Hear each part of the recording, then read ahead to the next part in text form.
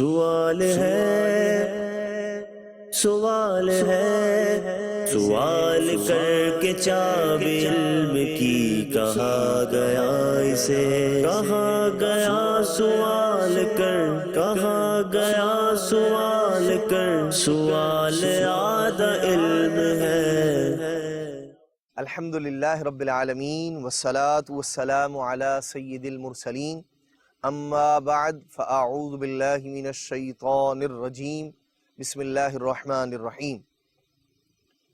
الصلاة والسلام علیک یا رسول اللہ وعلی آلک واصحابک یا حبیب اللہ، الصلاة والسلام علیک یا نبی اللہ وعلی آلک واصحابک یا نور اللہ۔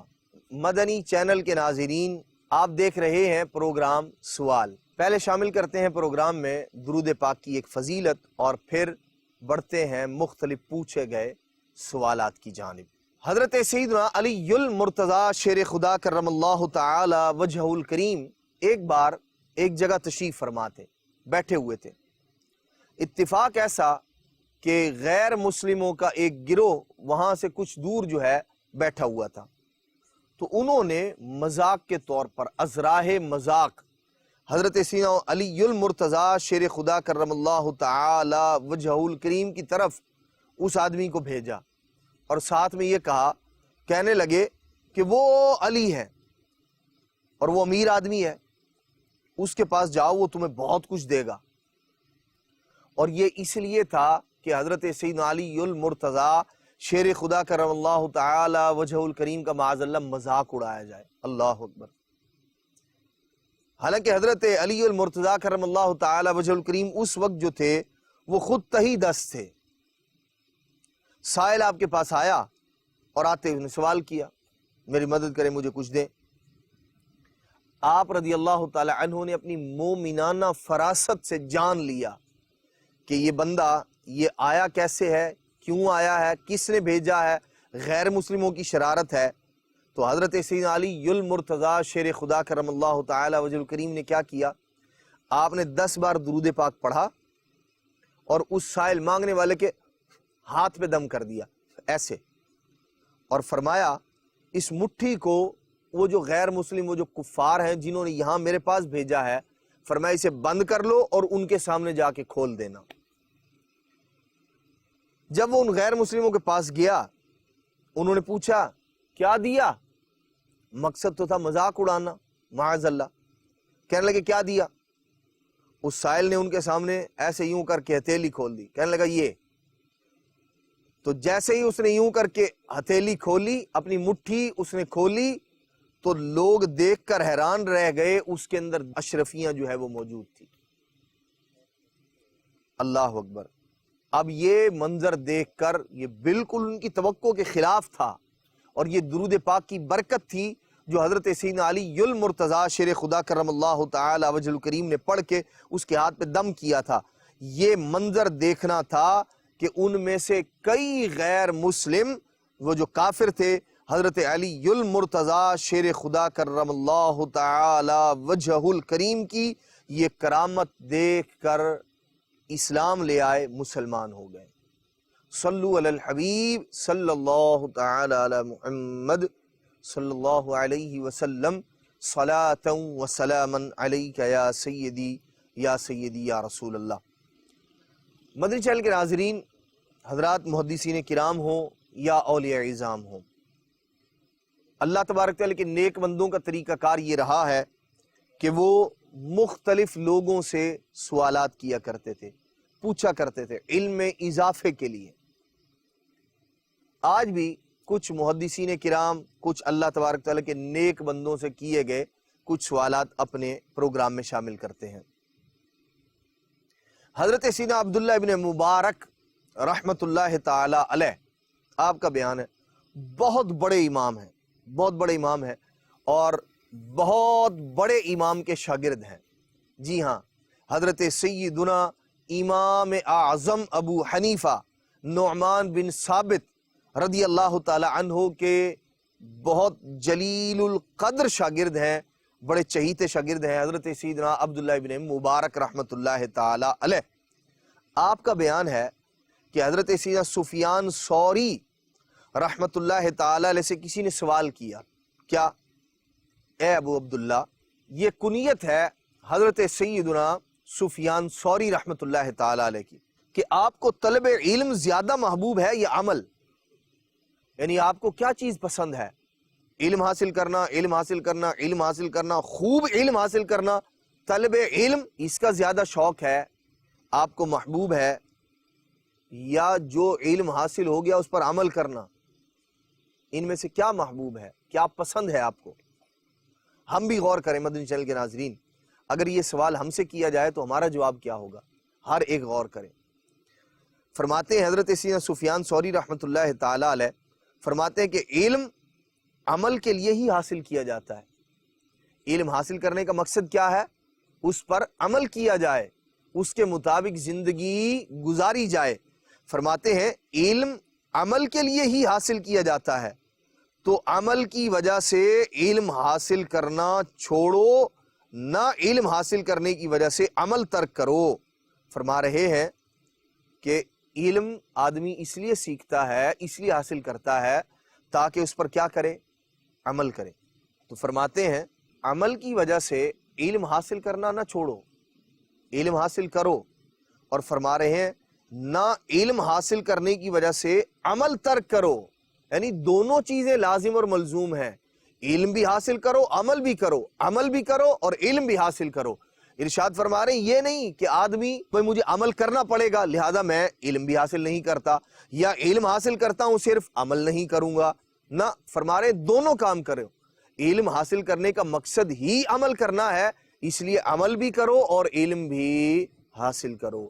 جی ہاں مدنی چینل کے ناظرین، علم دین علم حاصل اسی لیے کیا جاتا ہے تاکہ اس پر عمل کیا جائے۔ علم حاصل کرنے کا مقصد ہرگز یہ نہیں ہوتا کہ بس علم میں اضافہ ہوتا رہے ہوتا رہے ہوتا رہے اور بے عملی آتی رہے، بندہ عمل نہ کرے کچھ، ہرگز ایسا نہیں۔ اس لیے ہم غور کریں اپنے آپ پر، ہماری کیفیت کیا ہے؟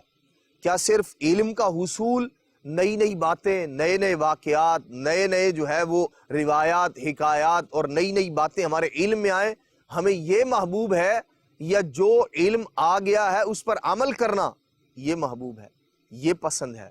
جی ہاں مدنی چینل کے ناظرین، دونوں کام ہونے چاہیے، علم بھی حاصل کریں اور ساتھ ساتھ اس پر عمل میں بھی اضافہ کریں۔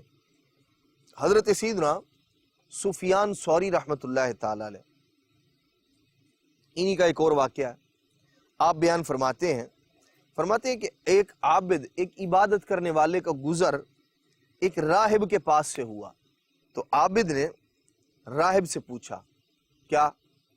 کہنے لگا تمہاری عبادت کا جوش کیسا ہے؟ راہب نے کہا جنت اور دوزخ کو حق جاننے والے کو چاہیے کہ ہر وقت نماز پڑھتا رہے۔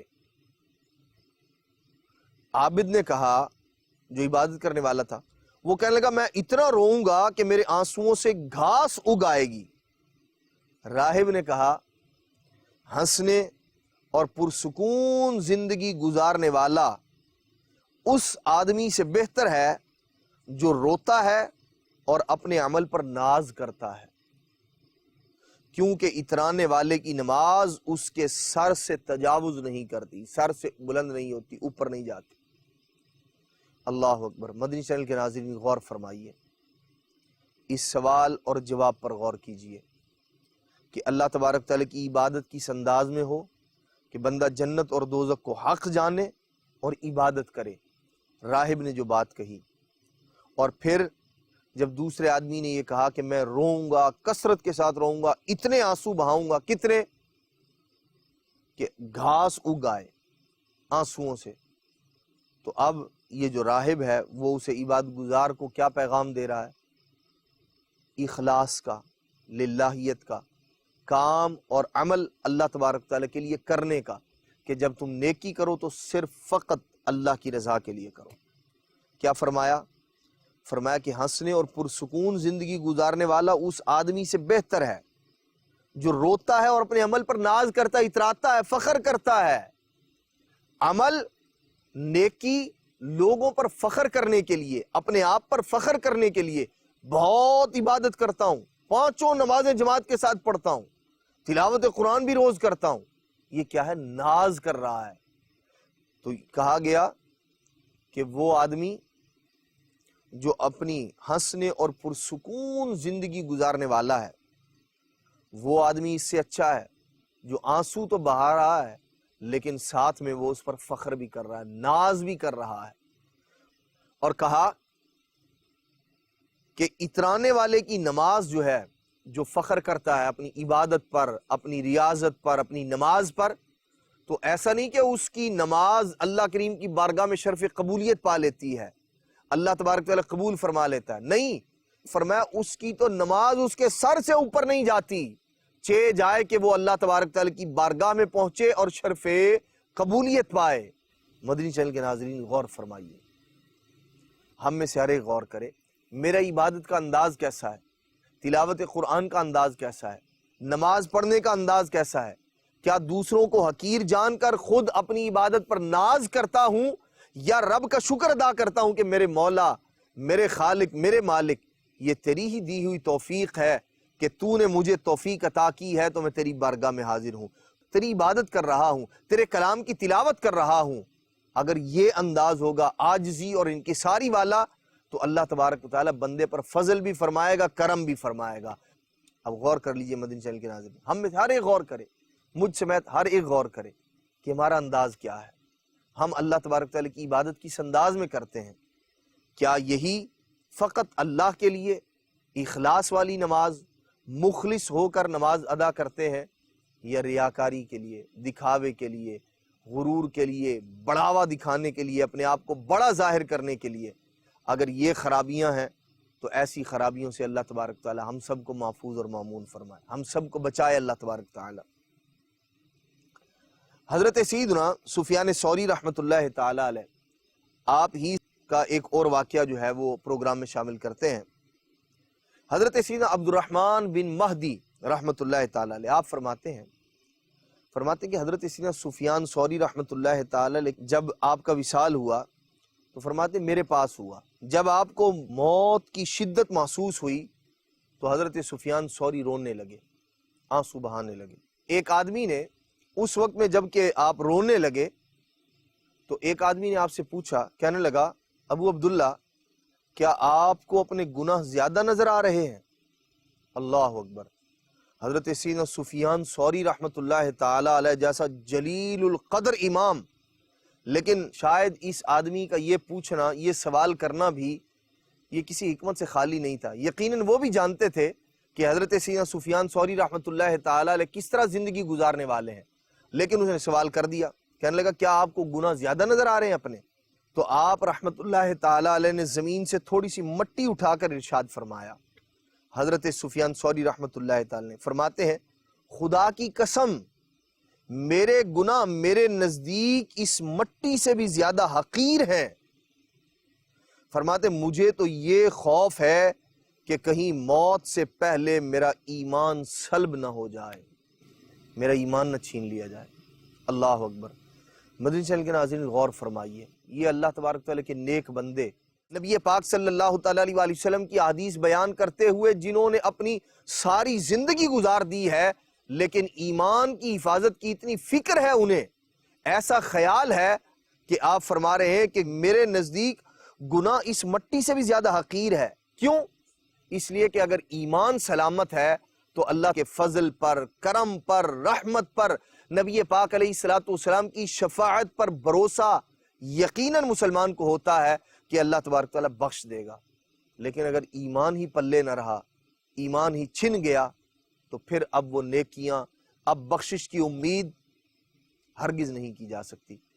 اس لیے جو شخص دنیا میں ایمان سے ہاتھ دھو بیٹھا اور اسی حال میں وہ دنیا سے چلا گیا تو اب ہمیشہ ہمیشہ ہمیشہ ہمیشہ جہنم کا ایندھن بنے گا، وہ اس کی بخشش قطعاً ہو ہی نہیں سکتی۔ اور حضرت سیدنا سفیان ثوری رحمۃ اللہ تعالی علیہ ہمیں جس بات کا درس دے رہے ہیں، سبق دے رہے ہیں، وہ یہ ہے کہ ہمیں اپنے ایمان کی حفاظت کی فکر ہونی چاہیے۔ بندہ مومن کو یقیناً مسلمان کی سب سے قیمتی چیز، سب سے بڑھ کر دولت جو ہے، سب سے بڑھ کر خزانہ جو بندہ مومن کے پاس ہے وہ اس کا ایمان ہے، جو انمول ہے، جس کی قیمت ساری کی ساری دنیا بھی مل جائے پھر بھی ایمان کے مقابلے میں وہ حقیر ہے یقیناً۔ مدنی چینل کے ناظرین، ہم غور کریں ہمارا انداز کیا ہے۔ بعض اوقات ہم لوگ بولتے وقت، کلام کرتے وقت سوچتے نہیں ہیں کہ اس بات کو منہ سے نکالنے پر میرا ایمان پر کیا اثر پڑے گا، کیا میں مسلمان رہوں گا یا اس بات کے کرنے کی وجہ سے دائرہ اسلام سے باہر جا پڑوں گا۔ ہر بندہ غور کرے اپنے اعمال پر، اپنے اعمال کا محاسبہ کرے، اصلاح اعمال کا جو رسالہ ہے اس کو پر کرے، غور کرے کہ میں نے کتنی نیکیاں کی ہیں اور کتنے گناہوں کے اندر مبتلا ہو گیا ہوں۔ مدنی چینل کے ناظرین، اس حوالے سے یقیناً غور کرنے کی ضرورت ہے۔ ہمارے اسلاف اپنے ایمان کی فکر میں اس قدر حساس ہوں، اور ہم جن کے شب و روز گناہوں کے اندر بسر ہو رہے ہیں، ہمارا انداز کیا ہے؟ اللہ اکبر۔ حضرت سیدنا سفیان ثوری رحمۃ اللہ تعالی علیہ آپ ہی سے کیے گئے ایک سوال کی جانب بڑھتے ہیں۔ حضرت سیدنا اسحاق بن خلف رحمۃ اللہ تعالی علیہ آپ روایت فرماتے ہیں کہ حضرت سیدنا سفیان ثوری رحمۃ اللہ تعالی علیہ نے اپنی محفل میں، مجلس میں بیٹھنے والے ایک آدمی سے فرمایا، کیا تمہیں یہ پسند ہے کہ تم اللہ تبارک و تعالی سے ایسے ہی ڈرو جیسا اس سے ڈرنے کا حق ہے؟ اس نے عرض کی، جی میں اس بات کو پسند کرتا ہوں کہ اللہ پاک سے ایسے ڈرے۔ ہر مسلمان، ہر بندہ مومن ایسے ہی چاہتا ہے کہ وہ اللہ کریم کا خوف اس کے دل میں ہو، اللہ کریم سے ڈرے وہ۔ آپ رحمت اللہ تعالی نے فرمایا، اللہ اکبر، دراصل یہاں اس آدمی کو سمجھانا مقصود تھا، تفہیم مقصود تھی، ورنہ اس سوال کا جواب تو ہر ایک ہاں کے اندر ہی دے گا کہ میں یہ چاہتا ہوں اللہ تبارک تعالیٰ سے ایسے ہی ڈروں جیسا اس سے ڈرنے کا حق ہے۔ تو آپ نے جب یہ سوال کیا نا تو اس نے کہا جی ہاں، تو اب آپ اسے سمجھا رہے ہیں۔ آپ نے فرمایا تم بے وقوف ہو، اگر تم اللہ تبارک و تعالیٰ سے ایسے ڈرتے جیسا اس سے ڈرنے کا حق ہے تو اس کے فرائض کو ادا کرتے۔ اللہ اکبر۔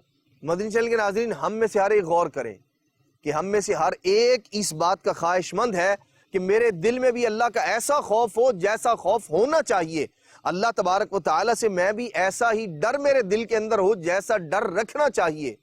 تو پھر ہمیں کرنا کیا ہوگا؟ حضرت سفیان ثوری رحمۃ اللہ تعالی ارشاد فرما رہے ہیں کہ پھر فرائض کو ادا کرنا ہوگا۔ جی ہاں، جو فرائض کو چھوڑ دیتا ہے، جو واجبات کو ترک کر دیتا ہے، نمازیں چھوڑ رہا ہے، قضا کر رہا ہے، زکوٰۃ فرض ہو چکی ہے ادا نہیں کر رہا، حج فرض ہو چکا ادا نہیں کر رہا، روزے فرض ہیں لیکن رکھتا نہیں ہے، اسی طرح دیگر اور چیزیں جو بندے پر فرض ہیں، جو واجب ہیں، جن کے چھوڑنے پر گناہ ہے۔ جب ایسے کام آدمی کرتا ہے اور پھر یہ بھی سمجھے کہ اللہ کا خوف بھی میرے دل میں آ جائے، یا اللہ تبارک تعالیٰ کا خوف بھی میرے دل میں ایسا ہے جیسا اس کا خوف ہونا چاہیے، تو یقیناً ایسا آدمی عقل مند نہیں ہو سکتا، کیونکہ عقل مندی کا تقاضا یہ ہے کہ بندہ اللہ تبارک و تعالیٰ سے اس انداز میں ڈرے، ایسا خوف ہو اللہ تبارک و تعالیٰ کا جیسا اس سے ڈرنے کا حق ہے، تو پھر وہ فرائض کے اندر کوتاہی نہیں کرے گا، پھر وہ واجبات کو ترک نہیں کرے گا بلکہ ان کی پابندی کرے گا، اس لیے کہ اللہ تبارک و تعالیٰ کا خوف بندے کو فرائض کا پابند بناتا ہے، بندے کو واجبات کا پابند بناتا ہے، بندے کو گناہ چھوڑنے پر اللہ تبارک و تعالیٰ کا خوف ابھارتا ہے، اور پھر بندہ اللہ تبارک و تعالیٰ کے خوف کی وجہ سے گناہوں سے اپنے آپ کو بچانے میں کامیاب اور کامران ہو جایا کرتا ہے۔ اگر آپ چاہتے ہیں کہ اللہ تبارک و تعالیٰ کا خوف پیدا ہو تو جو خوف رکھنے والے خائفین ہیں ان کے واقعات پڑھیے، وہ اعمال، وہ کام جن سے اللہ کا خوف پیدا ہوتا ہے، اگر آپ چاہتے ہیں کہ ان کے بارے میں معلومات ہو، ان کے بارے میں جانیں، ان کے بارے میں علم حاصل کریں، تو مکتبۃ المدینہ کی بہت پیاری کتاب ہے جس کا نام ہی خوف خدا ہے۔ خوف خدا، جی ہاں، اس کتاب کو مکتبۃ المدینہ سے حاصل کیجئے یا دعوت اسلامی کی ویب سائٹ سے اس کو ڈاؤن لوڈ کر لیجئے، مطالعہ کریں گے، پڑھیں گے انشاءاللہ الرحمن، اللہ تبارک تعالیٰ کا خوف اس کے نیک بندوں میں کیسا ہوا کرتا تھا، انبیاء، اولیاء، صلحاء، صدیقین، شہداء، وہ کس انداز میں اللہ تبارک و تعالیٰ کا خوف ان کے دلوں میں ہوا کرتا تھا، اور کون سی ایسی چیزیں ہیں جن سے اللہ کا خوف خدا پیدا ہوتا ہے، یہ سب کا سب جاننے کے لیے مکتبۃ المدینہ کی کتاب کا مطالعہ کیجئے، خوف خدا۔ مدنی چینل کے ناظرین، حضرت سیدنا سفیان ثوری رحمۃ اللہ تعالی علیہ سے پوچھے گئے، آپ رحمۃ اللہ تعالی سے کیے گئے کئی سوالات ہم نے پروگرام میں شامل کیے۔ ہم میں سے ہر ایک غور کریں اپنے اعمال پر، اور جن چیزوں کو چھوڑنے کا حکم ہے، خوف خدا کو اپنانے کی ترغیب ہے۔ ہمیں چاہیے خوف خدا کو اپنے دل میں پیدا کریں، گناہوں کو چھوڑ دیں۔ اللہ تبارک و تعالی ہم سب کو حضرت سیدنا سفیان ثوری رحمۃ اللہ تعالی کی جو نصیحتیں ہیں انہیں اپنی زندگی میں شامل کر کے ان کے مطابق ہمیں زندگی گزارنے کی توفیق مرحمت فرمائے۔ اللہ کریم اپنا خوف بھی نصیب فرمائے، آمین بجاہ النبی الامین صلی اللہ تعالی علیہ وآلہ وسلم۔ سوال ہے، سوال ہے، سوال کر کے چاب علم کی کہا گیا اسے، کہا گیا سوال کر، کہا گیا سوال کر، سوال آدھا